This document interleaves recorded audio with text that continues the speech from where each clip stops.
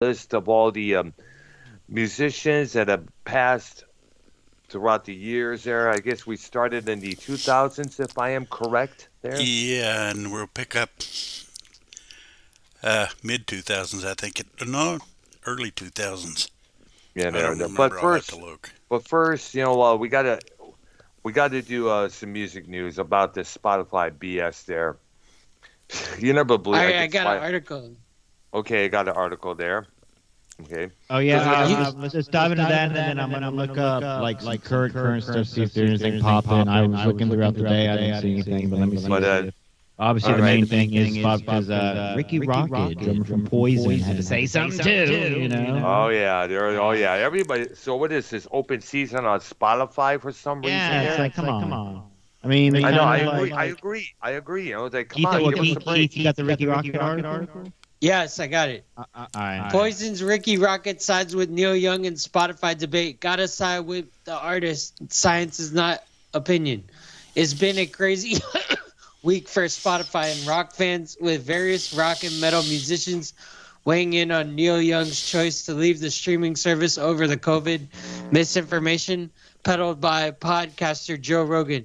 Now, another member of the metal community has thrown his 2 cents into the bucket. Poison drummer Ricky Rocket, in response to ex-Skid Row singer Sebastian Bach's response to Disturbed frontman David Draymond, Rocket tweeted, "Joe is a very intelligent man, but he is wrong on this one. Gotta side with the artist. We don't get what we deserve from Spotify anyway." When David Drummond came back arguing that this was all a matter of opinion, Rocket wrote back, "Science is not opinion, neither is math." This prompted both musicians to show off their hardcore math skills together. For those of you who need a refresher on the story so far, here's what's gone down. A bunch of doctors sent Spotify a letter being like, podcaster Joe Rogan and his COVID and vaccine misinformation is basically screwing us in the war on COVID. Singer-songwriter Neil Young pulled all his music from Spotify rather than share the platform with Rogan.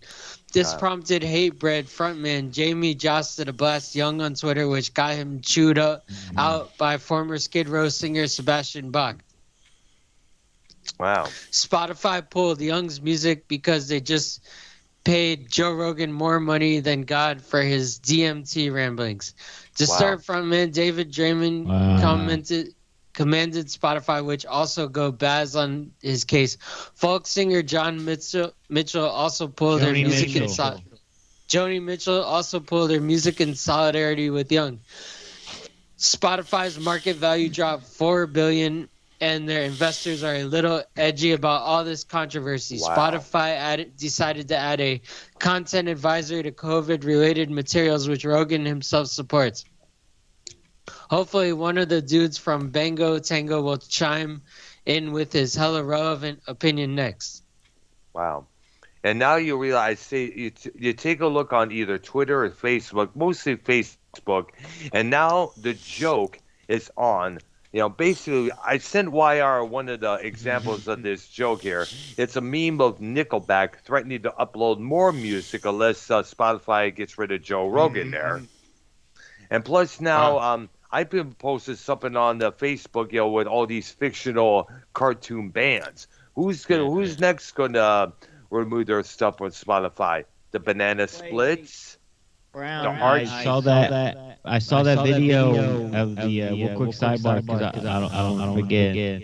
And why are you got the Minecraft video? Yeah. It was a Queensryche tribute band you saw. Minecraft. Badly. Yes, I was going to say yeah. Am I echoing? Hello? Yeah, you are. You're echoing. Oh, dude. Hello, testing. There you go, dude. All right, so the Operation Minecraft or the Minecraft. What was the name of the band? Mindcrime. It's a Queensryche tribute band. Yeah, Mindcrime. Yeah. You saw that recently, or that's an old video? Yeah, I saw that. This was from his past Saturday night. Dang. Yeah, that's at the Concert Pub North there. This is the first time I've been out in a club since the COVID struck us from behind. Keep that in mind. It was also the last place I went to before we got hit bad by the COVID-19. Remember that Motley Crue tribute group that I saw there called simply The Crew? Yeah. Yeah, so that was actually the first time ever I've been to a club, to a concert venue, and interesting enough, I kind of brought my Darth Vader COVID mask with me just in case I'm required to wear one, but Yeah. nobody was wearing masks. Everybody was laughing, partying, drinking, having a good time up on stage. Everything was all good. Dang. Well, that's nice. Yeah. So I'm hoping possibly Numbers nightclub will be the same when I plan to go back on there on this coming Saturday after work. Nice. Yeah. See, looking up some news, Keith. Are you done with that article? Yes. Yeah. Like I said, going back to Spotify, I want to know how much money will these artists lose if they take their stuff off Spotify? Look it up for me, Keith, there, because I don't think always, Spotify pays them a lot, though, because one of Ricky Rocket's quotes, he was like, they had his Twitter, him and someone was talking about it, and on Twitter, and he was like, yeah, like, we don't get that much from Spotify anyway, like, you know what I'm saying? Wow. So, Getting taken. Oh, the Cult. Off. The Cult has having a tour. You ever heard of that band, Keith? The Cult? No. Nope. Oh, you should check them out there. Look up Sonic Temple. Look up the album Love. Look up She Sells Sanctuary. Look up Little Devil, Wildflower, a big favorite at the Ritz. Firewoman, a classic. That and Wildflower were the two favorite songs played at the Ritz in Roseville. Well, it says the artist is expected to lose 60% of his streaming revenue by pulling his catalog off of Spotify. All right, and how much did that in terms of money-wise? About $60, $80 or something like that, more or less? Each song? Or album, whichever there. I like to know. Interesting, because, it always comes down to the money. Some of these artists out there who are doing this probably don't care about money either way. Either they're selling their catalogs to other music services or big publishing companies. Either way, I expect probably Joni Mitchell or Neil Young to do the following, I guess, since they're not selling that much records of today, and the only main income they have is through touring. It doesn't say. Oh wow. But he said it's about to. Wait, Spotify was. Go ahead, Dem. Oh,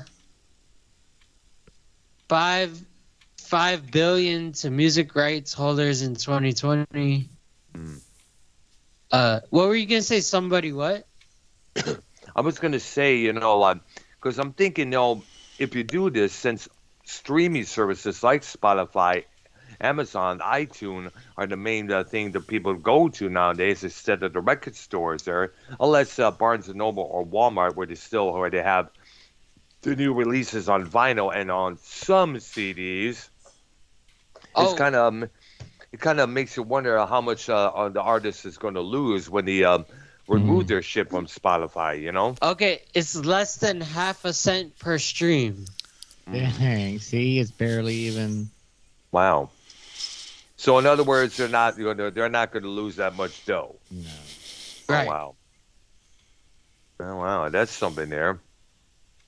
Now, of course, as I mentioned, this is going to allow a lot of people to come up with funny ass memes. Talk about this fictional band removing their stuff from Spotify, or the one I just sent YR regarding Nickelback. That's going to be the big thing right now on social media, especially Facebook on music groups, which one I belong to there. And but then again, do we expect? People like to get their kicks off of that shit there. I posted on Facebook who's going to be next to remove their shit from Spotify. The Banana Splits. Remember that, Arknolia? Yeah. Oh yeah. Or the Archies. A cartoon fictional band that only had one hit song, Sugar Sugar. Or better yet, remember the Crop Super Show from the 1970s that ran on ABC, Ark? Yeah. Yes. Yeah, Captain Cool and the Kongs.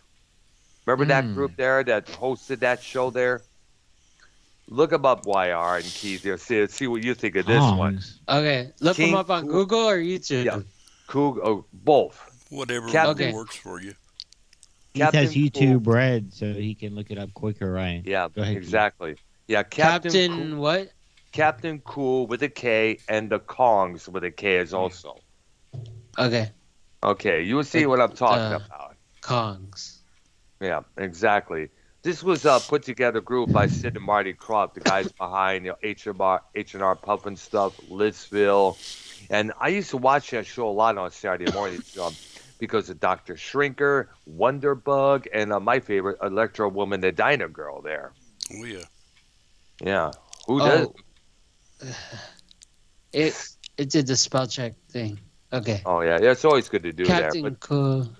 Cool with a K and the Kongs Yeah. also with a K. Primetime preview of ABC's 1977 Saturday morning schedule with skits and musical performances by Captain Cool and the Kongs, the Croft Super Show, Hardy Boys, Sean, Cassidy, and Parker.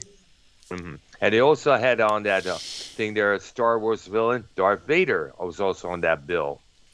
I guess he was going to make an appearance, I guess. I remember seeing the TV ad for that on the Google Images there. So I went to YouTube to find that section where Darth Vader actually appears, but no can do, I guess. Now, I guess they probably took that away because now Darth Vader is so hot and massive with this massive Star Wars crowd there. But back then, it was like, it was something to see there, It was like a regular character, whether it's Superman or Wonder Woman there. But that was back then, This is before we got to know him as the evil Sith Lord as we all know him now. Okay, enough of that stuff there. So it looks like, and I said this last night in the vlog, I'm not really interested in Joni Mitchell. I don't listen to her. I don't listen to really Neil Young other than the Russ Never Sleeps album there or the couple records afterwards. And who's running the vibrator in the background there? I don't hear it. I heard something there. It's not me. It's not YR? YR? Sorry about that. Oh, No, it's like, I think you Jesus. found it. All right. Okay, so either way, I guess if I understand, you're not going to lose that much money on Spotify since touring is your main revenue source, your main source of income for many of these groups here and all these artists there. And I'm probably thinking they probably are going to be next on selling their stock, their catalogs to other publishing companies as well, probably either Universal or BMG in the future there. But once again, I also mentioned Bruce Springsteen may do the same thing. And a lot of people are coming down hard on them because they'll be with this entitlement attitude here and there, here, especially with Young, which we talked about on Thursday evening, saying it's either Joe Rogan or me, and Spotify is like, bye, Neil. So that's about it so far. So now it'll be interesting how far you can see that without going in too much. What's his name? Rogan's kind of starting to apologize and all that stuff now. So they're getting some pressure at Spotify or whatever. Oh yeah, absolutely. Because remember, like I said, because of the now. If I would, what Joe Rogan say before he said, well, this is not my information. This was passed on to me, blah, blah, blah, there by somebody else. If he said that, then he should be in the clear. Right. All right. So we'll let this topic go for that there. But in other words, Spotify is not the big topic of the week so far because of Springsteen, Neil Young, Joni Mitchell, and Ricky Rocket of Poison, and the big debate between him, Sebastian Bach, and David Drainer from Disturbed. Apparently this COVID has done a lot of shit to a lot of people there. I mean, musically, mentally, television, movie-wise, you name it. Is it true that Joni Mitchell never lied? What? Never lied? What? Yeah. Because there's this rap song. It's like Joni Mitchell never lied, yo. Never heard of that one before. Me neither. I think it's by Q-Tip. Well, but then again, that's Q-Tip. I don't listen to Q-Tip myself there. I don't even let alone Joni Mitchell. I might use a Q-tip, but I don't listen to it. Right there. I only use one in my ears. That's Oh, about it's it. let me find it. It's Go ahead. Oh, it's Janet Jackson featuring Q-Tip. And it's called "Got Till It's Gone." And in the song, it's like Joni Mitchell never lied, yo. Well, I don't know. I never met Joni Mitchell, so I give a rat's ass about her, actually. Okay. Yeah. Okay, so on to the main subject. Our continuing list of artists who are no longer with us. And we started in the early 2000s, if I'm correct there. I think about 2000, 2001. I'm actually November 2002. Oh, okay there. My bad. All right, Gare. Go ahead, Ark, and take us through our journey here. Denny Carell. He was a member Carell. of the group Blues Image. Are you familiar with that group? Not that much. I think I'm... Have you ever heard the song Ride, Captain, Ride? That's the band that does it. Thank you for... I remember you told me about that for a long time ago. I forgot what... I was like, damn it, I forgot that song. Because they have played that song a couple of times at the grocery store I worked at in Richmond, Michigan. And they have worked at a couple of times. They played it a couple of times at the grocery store I work at now. So thank you for reminding me about that. Once again, I got to look it up on YouTube, and listen to it when we're done here. It is a good song, I will admit, yeah. He's natural causes heart failure. Wow. All right. I just didn't think it was because with a name like Blues Image, you would think about some sort of a bluesy band there. Yeah, and that's pretty much not a bluesy song. All right. Kind of a rocker, I would say. It is absolutely there. Are you familiar with the song, Dwyer? Pretty good song there, yeah. Never heard of it. Oh, it's a good need to song listen there to when it. you look at it. Yeah, it's pretty good there. It's from 1970. Okay, next one I got is Bernie Dwyer. We're doing a lot of, I want to say no names, but he was the drummer for Freddie and the Dreamers. I don't think I've heard of that, Brandon. They did a song called I'm Telling You Now. Well, actually, they had 5 or 6 pretty big hits. All right. Do the Freddie, because he was the guy that used to do the little dance when he sang. All right. Lung cancer, another natural causes. Okay, there. 112. 112 for natural causes. Damn. Okay, this is going to be a hard one for me to pronounce. Not the first name, Zal. Yanovsky. Sal Niebogoski. Loving Spoonful. I remember hearing that when I heard the name Zal. I think I remember hearing that name a couple of times associated with that band because we usually think of John Sebastian, the front man with that band.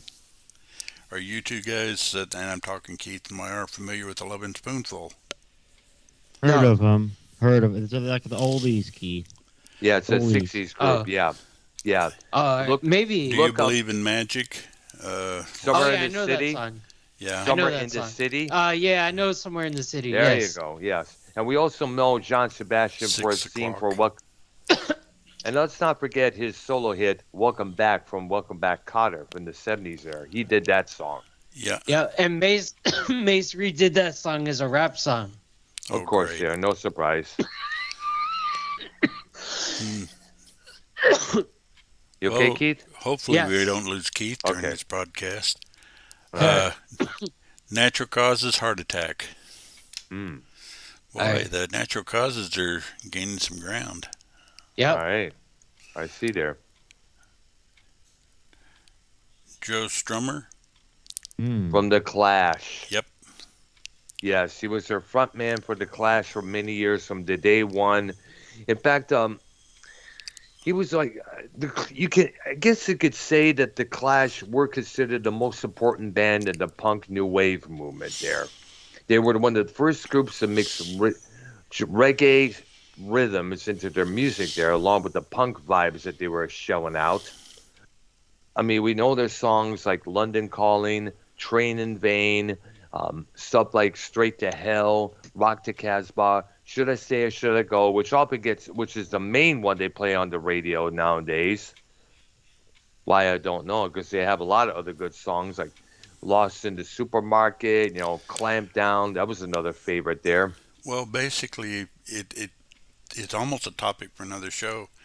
But for Yeah. some reason, the better cuts on albums don't get played as much as whatever. The radio stuff. But Yeah. then again, that's how radio is. They'd rather shoe out the same old bullshit than give us something different because of the fear that they'll turn. Oh, if we play something different, they'll turn away from the dial. But basically is kind of form of spoon feeding us. Yeah. And we're being spoon fed the same bullshit over and over and over until it gets to the point where most of us have got a wretched taste in our mouth from that. Another natural causes. Oh yeah. Congestive heart failure. Yeah. Okay, let's see. All right. Mickey Yeah. Finn. That's a strange name. But But we know who he is. He was the percussionist for T-Rex. there you go. Him and Mark Bolan. They recorded few albums together as a duo. Then they pick up some other members. They did a lot of. When we know T-Rex for songs like Danny and the Underworld, Children of the Revolution, albums like Tanks. Of course, we know the main album, Electric Warrior, and the hit song from that album, Bang a Gong, Get It On, still played on the radio to this very day. Yeah, and they had several other songs that album that worth listening to. The Jeepster, Yeah. Mambo, Another Mambo one. Son. Oh yeah, Mad Donna there. That's another one there from that album. Yeah. The girl there was this lady I was involved in, not really involved, but kind of a friendship-wise involvement, I guess you could say. Her name was Lena. She's still back in Michigan, by the way, in the Southland area there. Shout out to her. She was massively big into T-Rex when I was hanging out with her around early '91. She was looking up Mark Bolan this, Mark Bolan that, Mark You're in Bolan the Hall of this and Fame? that there. Yeah, they are. T-Rex are. Of all the names that all the glam rock bands out there, I guess you could say T-Rex was one of the big ones of that era there, next to Roxy Music. Yeah. He's an alcohol-related liver problems. And wow. I would guess you'd call that, what's a hard one to classify? Let's Let's see. call it overdose. Okay, I was they going need some to help. say that. I was going to say that because when you go overboard on the alcohol, it's going to eventually do something to you. Either way, Yeah. so it kind of qualifies as that. Yeah. Next one is a guy by the name of Maurice Gibb. Oh yeah, from the Bee Gees. Yep. Yes, and you got to feel bad for Barry Gibb when you think about it. There, you got to feel bad for the guy because he's the only Bee Gee left. Robin would die a couple years later on, afterwards, and Andy already passed away back in 1988. Yeah, we mentioned him. Yes, we did. Yes, and so right now, deep down, Barry's missing his three brothers because they made some incredible music together. Some you may like, some you may or may not like there, but they were it's pretty damn interesting good 'cause songwriters. They had basically what I would call at least two different eras. I guess three, really. Yeah, there were the era where they were like the second-rate Beatles as critics have panned them, and the other era, which was probably more successful as Kings of Disco music. Yeah. Yeah. I mean, it was like different groups. Yeah, two different groups with the same three members. And when you think about it there, they also got away from the disco. It took a while to get away from that shadow there to emerge in as they kind of had some songs there, like the song One from 1989 there. That was a big hit there for them. Yeah. They had this other song called You Win Again a couple years earlier, which wasn't now that big, but, it showed the new direction that they were going in at that time there. Okay, and that one is another natural causes. That was cardiac arrest. Yeah. Natural causes is running away with it. Oh yeah. Oh yeah. Exactly. Because, Yes. yeah. When we finally get done with this, natural causes is going to be on top. I can predict that for sure. Yeah. Yep. We have 115 with natural causes and 41 for overdose. Wow. Dang. Yep. All right there. Next one I got is Ty Longley. Ty Longley. Longley. Okay there. And Great white. this. Oh wow. These one of he was one of the guys who died in that fire at the Station nightclub in Rhode Island back that year. Absolutely. If anyone knows, Is that what you're talking about, Yeah. Ark? That event? Is Yeah. that what? Well, no, that's where he died. That's where he died. That's absolutely correct. Yeah, and what it was, if you guys haven't heard about this, Great White was doing a show at that little place there, which I understand was considered a dive of a bar. They lit up some flash pots, and then the curtains behind them caught on fire as a result, causing this massive fire in which 99 people perished. And one of them was the guitar player that was mentioned there. And now and this prompted a lot of debates on what you should not bring into nightclubs if you're performing. And of course, the flash pots was not one of them, especially in the nightclub when there's no. They have ground rules in nightclubs of what to light and what not to light. Needless to say, there. Now, there were a couple of flash pops that went off during a Sweet Alice show at the Ritz and Roseville there. I was not aware of it at the time. I was up right close to the stage. All of a sudden, and I was like, oh, shit. I hope nothing caught on fire. Oh, shit. Thank goodness nothing happened there. But apparently these were flame pots, and there were flames come out of it. And as a result, I think they were a little too close to the curtain behind the drum kit there. But either way, many writers cited that as one of the most asinine moves ever. Don't let alone putting flash pots near a curtain. The idea of just using flash pots in a small nightclub was idiocy enough. And as a result of that, 99 people, as I mentioned, perished as a result of that. And here's another thing that really pissed me off. One of these stupid rag magazines had the actually nerve to paint Jack Russell, their frontman, as the most evilest rock and roller all time. He's a pyromaniac. He was setting things on fire. It was an accident, bros. But you know how these magazines are. They like to twist the narrative. They like to twist the stories around. They'll catch your attention. To make you read. To make you buy the rag mags. So we need you read this stuff here before you rip off the pages you use as toilet paper. I just buy it for the toilet paper, because they just love to twist shit around, Now, I saw Great White years afterwards. I guess it was in 2010 or 2009 at the Riverfest in St. Clair, Michigan. I remember Jack Russell had a cane because he had a hip surgery and not too long before. They sounded good, but they, of course, as you know, the looks at the Mark Kendall, the guitar player with the black shades and the long hair there, he's bald now. Oh. He don't look dressed the same there, obviously, for the obvious reason there. You can't go on the stage looking like that unless you're Steel Panther. Did he look like Garguts? No. Okay. Not even close to Garguts. Well, I guess Mark Kendall had blonde hair. Oh, okay. Well, I guess, Keith, that one is accidental, I suppose. I believe so. Yeah, I would agree. It was that accidental and tragic as well. Okay. In fact, if you get a chance to, Keith, definitely look up on YouTube. Definitely look on YouTube the Great White Station incident, and there'll probably be it was a cameraman inside there filming that when that whole shit went down there. It is a trip to look at. definitely. Okay, let's see.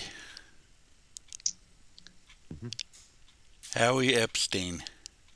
Howie Epstein, and I guess he's like I heard the name Howie Epstein one time. You have to refresh my memory on that one there. Tom Petty and the Heartbreakers.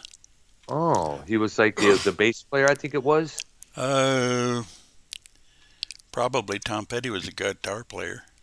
Yeah, he was. Well, He was this was the guy? bassist. Yeah, the bass player. Yes, I see there. And years later, Tom Petty would join him, I guess. Well, Howie departed heroin overdose. Oh my gosh, Okay. that's a trip there. See, stay the fuck away from heroin, people. Yes. And stay away from scissor, because that's liquid heroin. Scissor? Never heard of Scissor. him. Never heard of that. Oh, it's promethazine and codeine and Sprite and Jolly Oh. Ranchers and ice Yo. all mixed Something- together. Something like that lean shit that all these rappers Yeah. are talking about. Ah, Yes. You Oh, know what I'm God. saying? For real. Yep. gosh, dude. Ha. Holy cow. Popular in Houston. It's Yeah. popular in Houston, right, Brown? They be talking about it a lot down there. I don't know. I don't do drugs, and I haven't been in Houston in 2 years since the pandemic, of course, you know. You're just outside of It's- Houston. Yeah, pretty much. Oh, wow. Noel Redding. Noel Redding, the bass player from the Jimi Hendrix Experience. Yep. Yeah. He had a lot of story. I remember he did a story in Musician magazine when that magazine was functioning. He said that a lot of the businessmen really took advantage of Jimmy, believe it or not. I don't think he died. I don't think he ever really saw any of that money that he was making towards the company there. When you think about it, I remember Lemmy Kilmister from Motorhead stated that in an interview.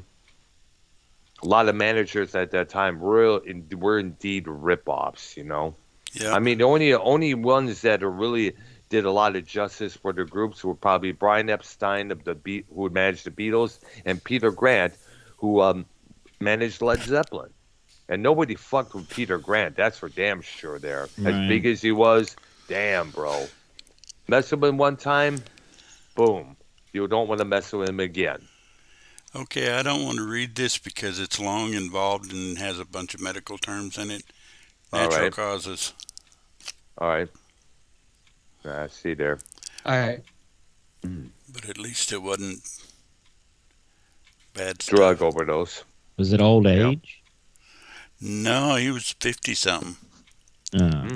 So To it's me, something that's else not there. old age. Um, Wonder why. No, I'm in my 50s. I'm still running rapid like a kid. Okay, Jeremy Ward, Jeremy Ward. And, Mars Volta. oh, wow. The prog rock band. Right. Emerged. And they were members of the Drive-In band. I remember seeing that one video on MTV. I forgot the name of it. But these guys look like Rob Tyner, the MC5, when you think about it there. With the afros there. And I guess they're a Texas-based band, I guess. I believe so, yeah.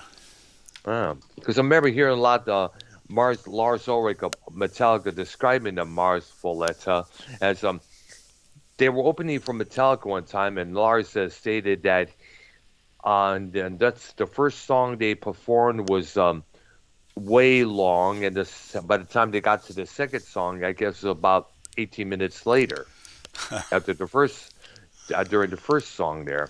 So definitely these guys are pretty prog, I guess you could say there. Yeah. Okay. What was the death? Category. Heroin overdose. Oh Okay. man, another victim to the big evil H, or Satan's feces, as I call it. Right. Dave Roberry. Dave Roberry. He was a member of the Animals. Oh, probably the Eric Burden and the Animals lineup, right? No, I believe he was in the original Animals.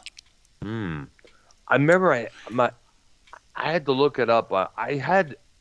Basically, my dad had the best of the animals on years back in his record collection there. If I had it with me, I would definitely look it up. The credits on who the Well, members he were. played organ after Alan Price Price. left. I see there, because Alan Price was, I guess he was the most despised of the band there because he was the one who arranged House of Rising Sun the way it was arranged today. And because nobody had discussed how to split the royalty money, Alan Price ended up receiving all the royalties because we're simply arranging it as it was, Yeah. to how it to be performed there. And I guess the rest of the animals resented him for that. Yeah. That one was heart failure, so that's natural causes. Yeah. Mhm. Wow. Sad. Whatever happened to Alan Price, by the way? Is he still around, by the way? That I don't know for sure. I should probably look it up there. Next one I got is Skip Bath. He's got a long list of credits here. All right. Skip and Flip. The Birds. Oh. New Riders of the Purple Sage. The I heard Flying that Burrito band. Brothers. I heard those before now. I mean, you mentioned the Burrito Brothers a few times there. Yeah. Oh, Wow. Alan Price is still around. He's 79 years old. Wow.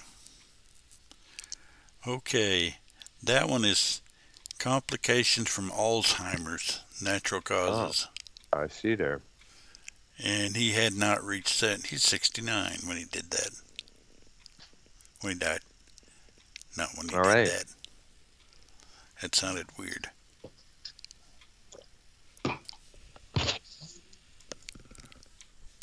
Okay, the next one is Go ahead. Aaron Braun. No, I'm sorry, I don't know Eric Braun. Eric Braun. Iron Butterfly. Oh, another member of the Iron Butterfly passed away. Cardiac arrest, natural causes. You know, we have yet to get to Philip Taylor Cramer, one of the other members there, and and the big mystery surrounding his death there. Oh, I thought, was he the one that they found his van, but they didn't find him? Correct. Something like that? Yes. Apparently, what it was, he would be, I guess, after the band broke up, he got to be a scientist or study physics or something like that. He came up with some sort of an idea, and he left a message for one of the other members of the Butterfly band saying, I love you more than life itself, and that was it. That was the voice message that the guy got. And they tried next thing you know, he disappeared. And I guess there was looking for him for a while until they, as you mentioned, they found him. They found his car, but not him. And I guess now he's probably, I guess they either found him finally or presumed that he was dead or something like that. Yeah, I don't remember what the story ended up being. We got to look into that. All right. We got to do an episode on that issue right there now. And someone's making noise in the background. Keith? Oh, yeah. Okay, I'll mute. Okay. Hold We on. don't have to mute, just tell everyone, be quiet. Yeah, do that. Okay, Maybe next I'd be like, shut up. Something like that. next one I got is Dan Burney, bassist for Head East. The band who did that one song, Never Been Any Reason. The only song they ever played on the radio, by the way, there. Yeah, and they had 2 or 3 others that were minor hits. Yeah. Get Up and But Enjoy Yourself. Uh-huh. Oh, what was the other one? There were at least 3. I don't remember the third one off the top of my head. Wow. And I that don't one know, is Go ahead. Go ahead. Oh, natural causes, cardiovascular disease. Okay, Keith. Cardiovascular, what's that? Something heart related, I guess. Yeah, The word I carnal. asked Keith, not you. Oh. I Well, wanted it's to just see giving what my Keith idea there. knew. He's mute right now. Oh, that's right. He has noise in the background. And, Next one's Tony Oh, Jackson. sorry. I didn't know. I didn't know I was on mute. Sorry. It's heart related. Right. all right. Tony Jackson. He was a member of the Searchers. Mm. Cirrhosis of the liver, and generally that's caused by drinking. So does that qualify as overdose? Since it just said cirrhosis of the liver didn't go beyond, we better call it natural. All right. Okay, there.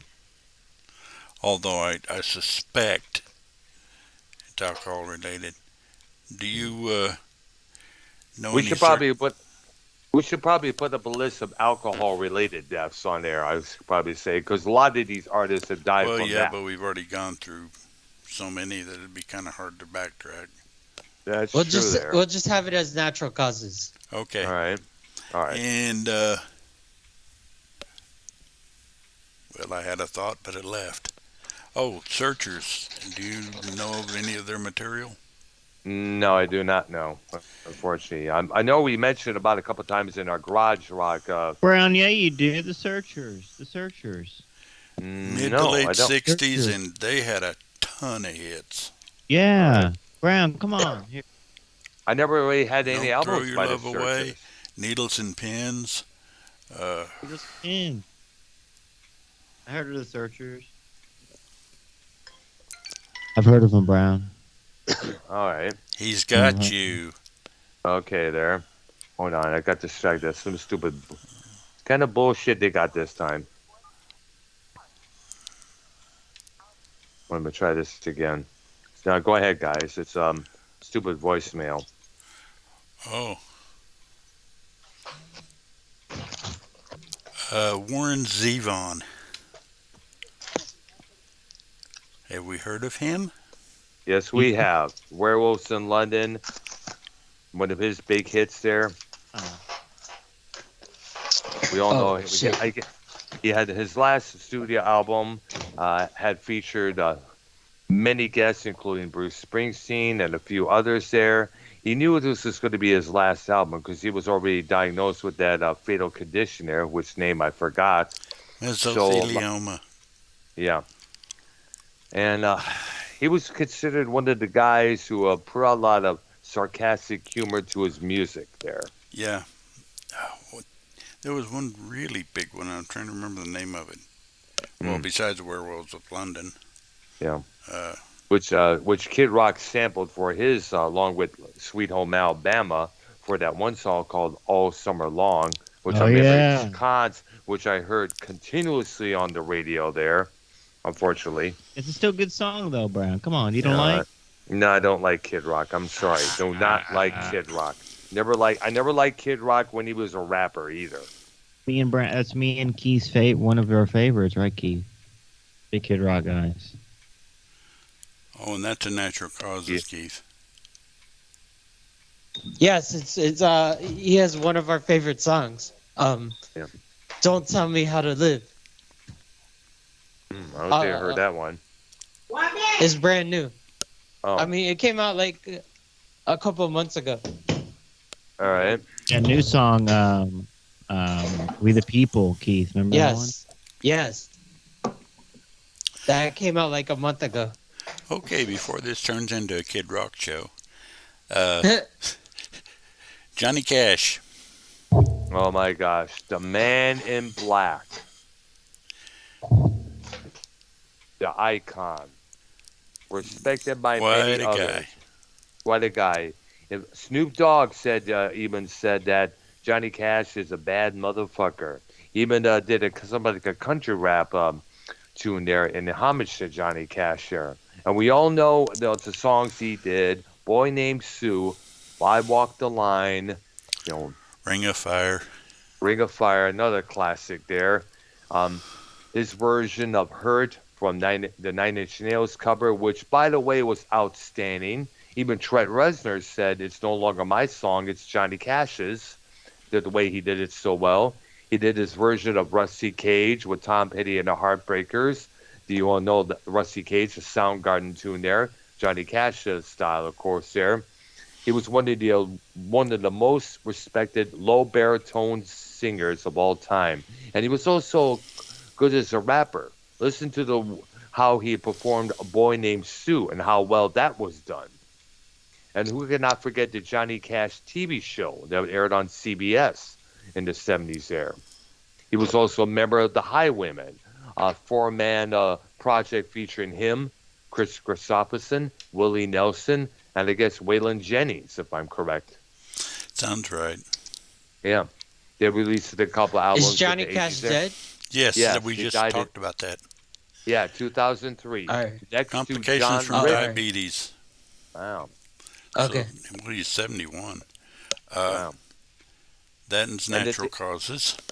And he also died around the same time actor John Ritter died. Remember him from Three's Company, the Problem Child movies?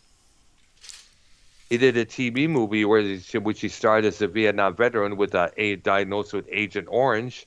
I forgot the title of it, but it ran on the NBC network in the 80s there. It was a drama, kind of like a Law and Order type of feel there.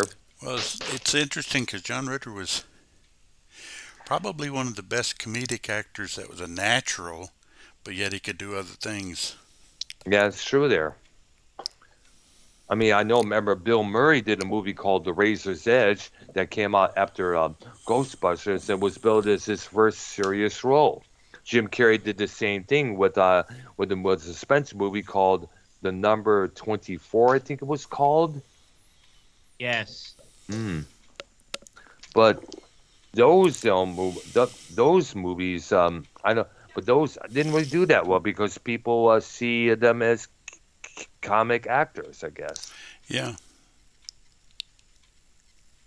Okay, next one I got is Sean Lane. Sean Lane. He was a member of Black Oak, Arkansas, guitar player. Jim Danny's old band there. Yeah. I guess Jim Danny's the only original member of Black Oak, Arkansas out there, if I'm correct. You absolutely don't know that one. Severe lung complications. Steve, look right. that up real quick, please. Okay. Look what up. Jim Dandy and if Jim Dandy's the only original member of Black Oak, Arkansas. And you got a natural causes to put on your list. Is it Dandy? Right. Yes. Is Jim Dandy part of Blackwood, Arkansas? No. Yeah, he was the lead singer. Yeah, is he the only original member left? All right. Is Jim Dandy the only original member? Yep. Member left. Of Black Oak, Arkansas. There's a Wikipedia on him. Better known is the lead singer and frontman, Brother Man, Southern rock band. Let me skim through this. Black. I guess it's not in here. I guess I have to click the next one. Black Oak, Arkansas. That's the same thing. What the hell? Dude, what the fuck, man? That freaked us out. Time to wake the fuck up. I was alive. Steve, wake up. Oh, am I sleeping? What? No, we just want to make sure you don't fall asleep. Well, he's Okay. looking for Jim Dandy. Next one The I got band is who had it, it gave it all. It doesn't say. Okay, there. All right. But either way, they did a lot of pretty good music, but ironically, that Jim Dandy song is the one everybody remembers. Oh yeah. So Dandy Jim did Dandy's rescue. natural. What? Jim Dandy's natural causes. No, No. Jim Dandy's still alive. The other guy that he okay. mentioned, he's the one who He's croaked. natural causes, yes. Oh, all right. Yeah. Okay, next one I got is Robert Palmer, All right. who was Oh, my also a goodness. member of Power Station, Yes. in addition to the solo career. Yeah. See, he remember his songs. Some guys had all the luck, which Rod Stewart would later cover. Doctor, Bad Case of Loving You, which was a big radio hit in '79. That's what I first heard of them. Sneaking You Sally Are, Through the Alley. yep. You Are in My System later on in the '80s there. Of Addicted to course, it Love. was Still Love with his biggest, massive hits. Simply Irresistible, which came out a couple years earlier. Later on. In fact, I guess that was on a record called Heavy Nova, which was a combination of bossa nova and heavy metal mixed together there. And we also know him as Art mentioned, the Power Station. Him, John Taylor, Andy Taylor from Duran Duran, and Tony Thompson, the drummer from Chic. And that one album they did, they did another album without John Taylor called Living in Fear in 1987 there.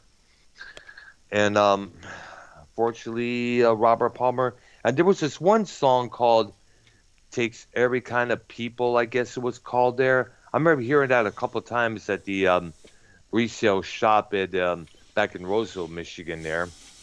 A couple of times. When I hear that song, I keep thinking of waiting in the doctor's office with my mom there, for our routine checkup there, and that song would be playing on the speaker there. So when I hear that song, that's the first thing that come to my mind there. Oh, great. Yeah. Okay, that one's heart failure, so that's a natural causes. Yeah. All right. Bobby Hatfield. Bobby Hatfield. The Righteous Sounds familiar Brothers. there. Oh, wow. Him and Bill Medley, if Right. I'm correct, right? I see think there. Bobby Hatfield was the short one with blonde hair. All right.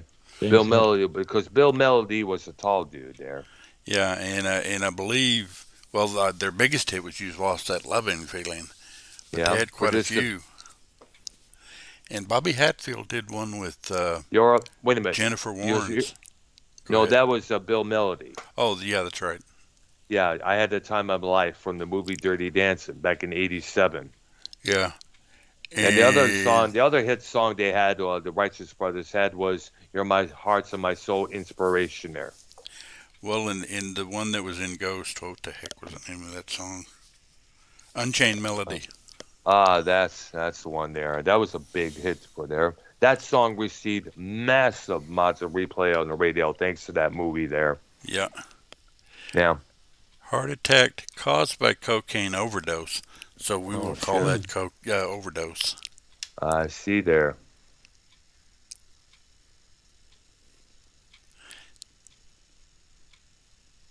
Right.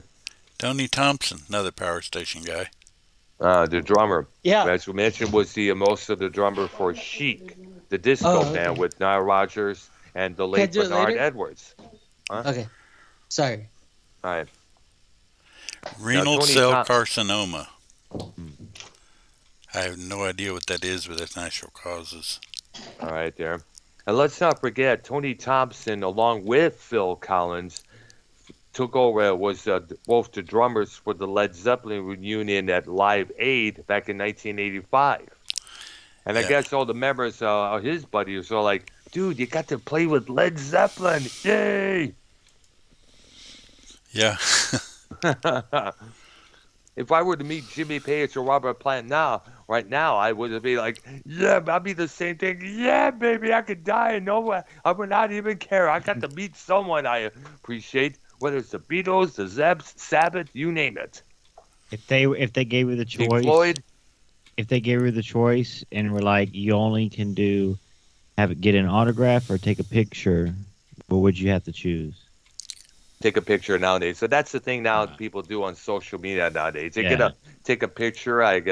Remember, I got lots of pictures with Jack Dangers from Meat Beat Manifesto, one of the guys from Front 242, Nevak Ogre, Skinny Puppy. That got me tons of likes, because, Skinny Puppy was big with the crowd. Yeah. I was in around that period there, back in Michigan there. But, pictures about me more speak louder than words than an autograph there. It'd be 'cause nice to get both. we can all write. Yeah, absolutely. And picture says a lot of words. Picture is a lot more definite proof. Keith, you if saw there was that like person? Keith, if there was a rock artist you would want to meet, like a picture, who would it be? Nobody. No, I don't want to be any.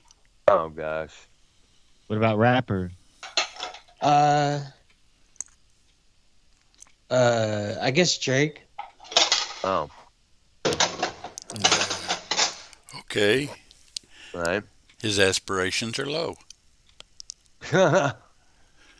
Yo, I wanna go to that FMM meetup at Niagara Falls, Canada.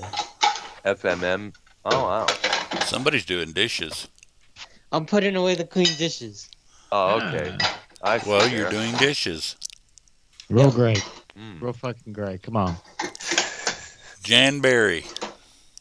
Janberry and this guy. Unbelievable. Who Janberry? No, Keith with the dishes. Oh, Janberry. I've heard that name before. You got to How remind about me. Jan of and that. Dean? Oh my goodness. The And that little was old the lady from Pasadena. Medina, Dead Man's Curb, and that was the one who had that car wreck, I guess. Yes. Oh wow, that's sad. There, that's something there. Give that man credit. He was able to bounce back with that, and still play with Dean there. Yeah. He died from complications from a seizure, so that's natural causes. Wow. Yeah. Give him lots of credit for coming back after that because Oh yeah. he was He was in bad shape. Yeah, he was. You know. In fact, there was a movie on the two simply called Dead Man's Curb that aired on ABC. I remember about hearing That was a about great back song. in the 80s there. Yeah. Right. Well, Doc, the last thing I remember. Mm-hmm. Yeah. That's the last thing you remember No, on your that, list? that was from Oh. the song. Oh, okay. I thought you were talking about the list there. No, Paul Atkinson. The Zombies. Oh, wow. He was a member of that group. Yeah, liver disease. We know Natural the course. causes. And of course, we know the two zombie songs that out there that people know. She's Not There and Tell Her No. Time of the season. Time of the season there, yes, as well there. And by the way, you ever check out Santana's version of She's Not There? Definitely do so because it is a badass version there. Very badass. Look up the album Moonflower. It's included on that two album set. Yeah. Well, the next one's kind of a interesting one that I wasn't even aware of. Well, I Oh. wasn't aware of the guy, but the guy is Clint Warwick, Clint Warwick. the And original bassist for the Moody Blues. Oh, wow. Because This they is did, before. they did have at least 2 albums out before the Big 7. Yes, exactly. And one of the big songs from that had that lineup was "Go Now," which was a big hit. Yeah. Yes. And if I understand, the Moody's did a smart thing by getting themselves their each own lawyer, making a negotiation with the record label, so they got tons of royalties for that song there. Yeah. It's a big hit. It was a big hit. I remember with the guy And- who sang it was a member of them, Denny Lane, Yeah. who later joined Paul McCartney's Wings in the 70s era. And if you look at Wings Over America, the concert movie, he performs that song, Go Now.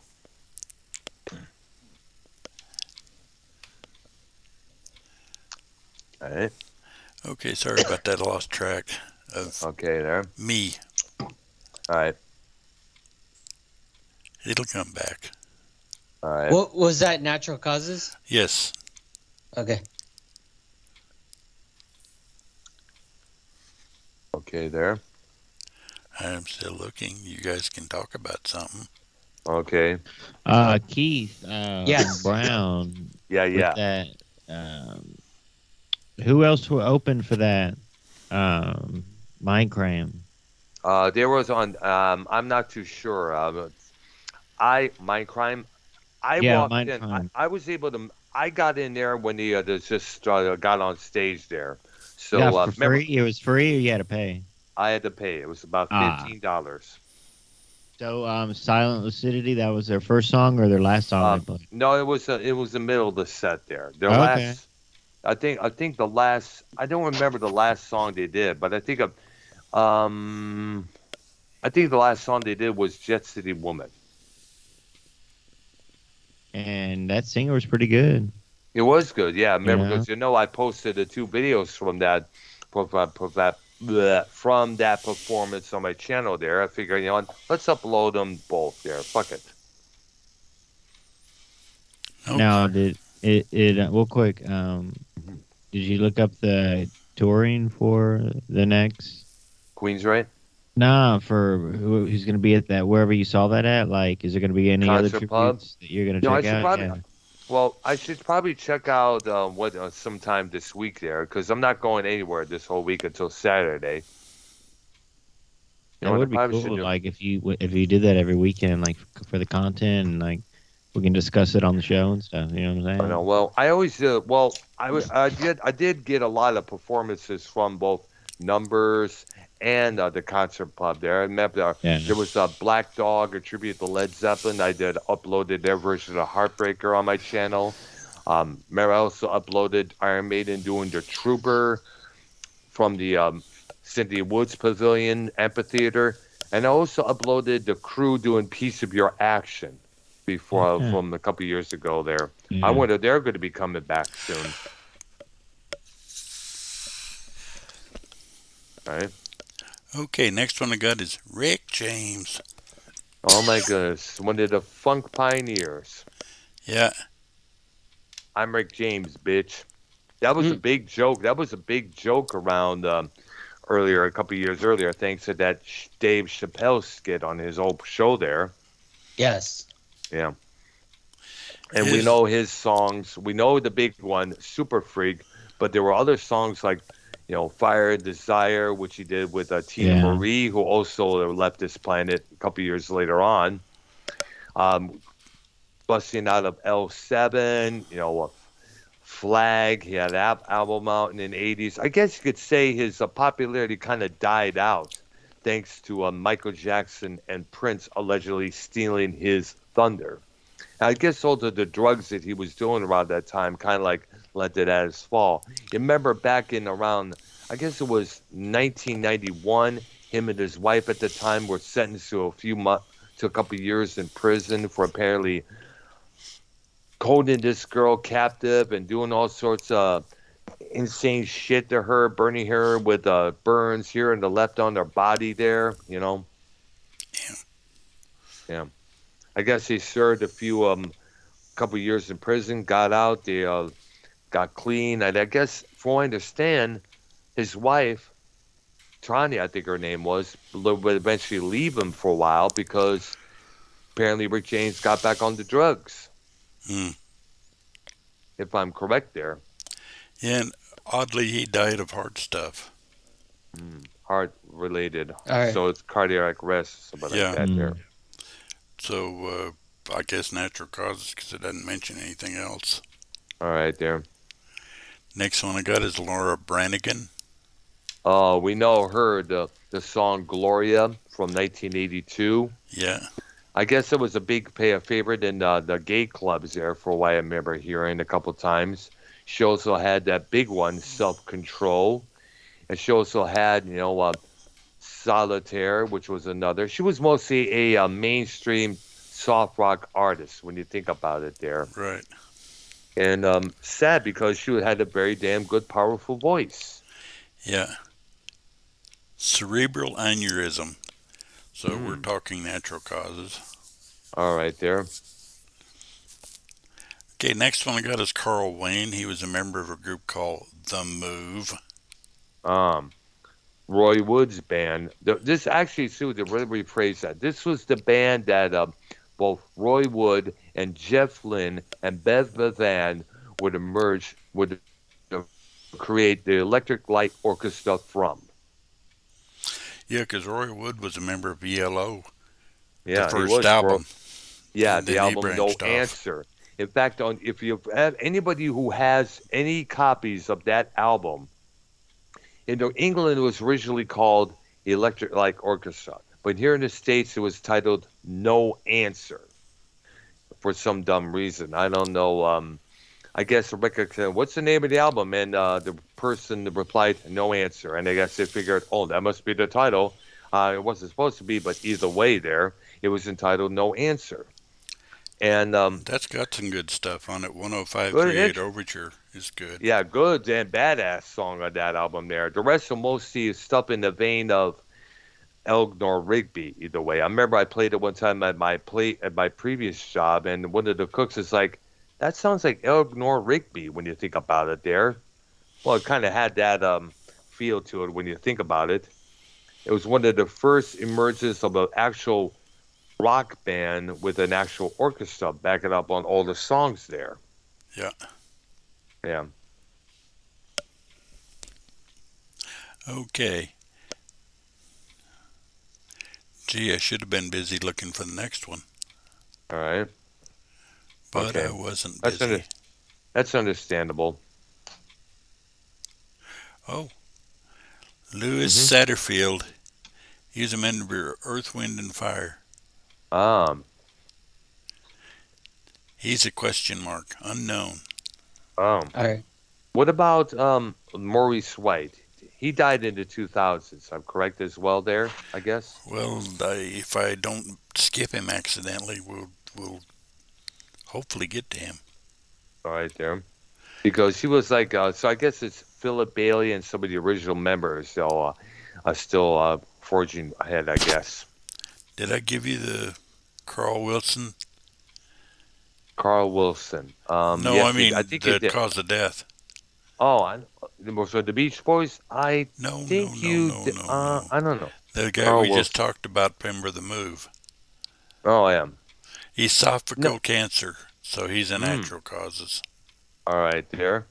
And the esophageal, that's kind of like lung related or breathing related, if I'm correct. Yeah, it's your throat essentially. Yeah, yeah, I know. That's why I figured by the term esophageal, it kind of gave me that impression there.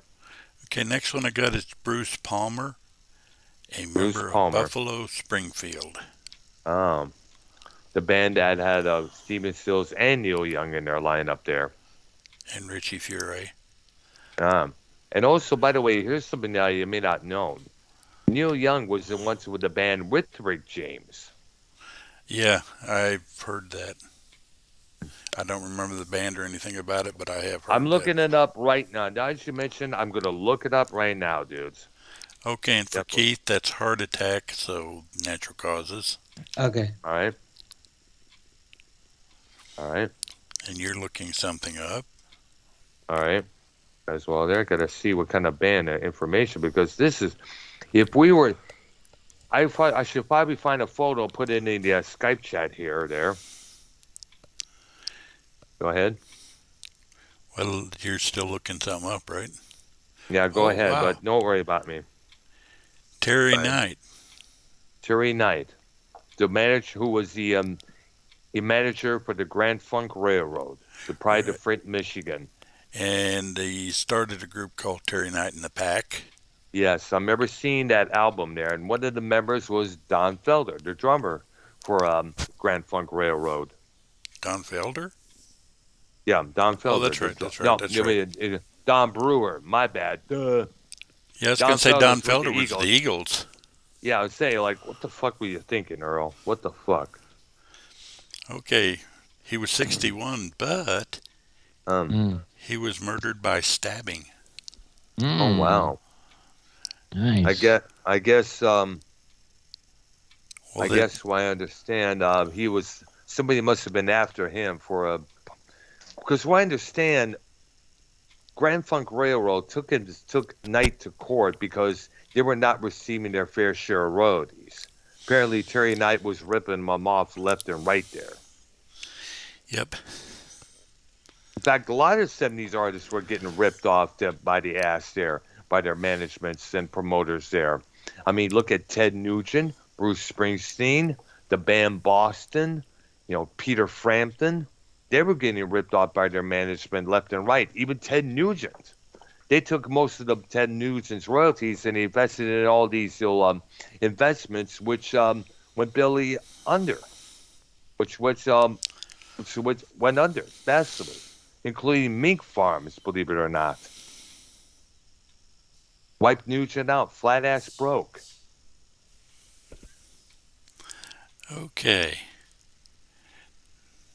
Next one I got is Dimebag Darrell. Oh my gosh, that was a sad one. Murdered in Cleveland, Ohio.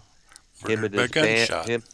Yes, some guy. Yeah, some asshole got into the club. I forgot. I think the name may have been Flashes, because I've been that place before. There one time at Band 91 there with that Lena girl that I mentioned earlier on, and apparently him and his band Damage Plan, which featured his brother Vinnie Paul Abbott, they were about to go on the stage.